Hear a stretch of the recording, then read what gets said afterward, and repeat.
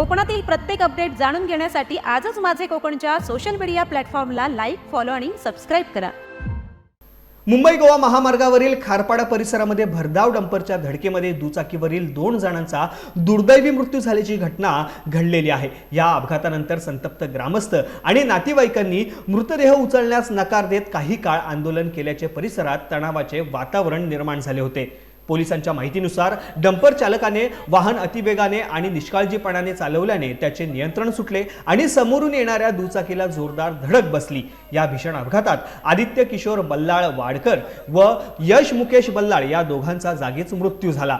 मृत दोघेही मूळचे चिपळूण तालुक्यातील असून मुंबईतील विक्रोळी येथे वास्तव्यास होते। दरम्यान गौण खनिज वाहतुकीमुळे अशा घटना घडत असल्याचा आरोप करत महाराष्ट्र नवनिर्माण सेनेचे रायगड जिल्हाध्यक्ष आणि मनसे नेते यांनी संबंधित महसूल आणि उपप्रादेशिक विभागाच्या अधिकाऱ्यांवरती मनुष्यवधाचा गुन्हा दाखल करण्याची मागणी केलेली आहे।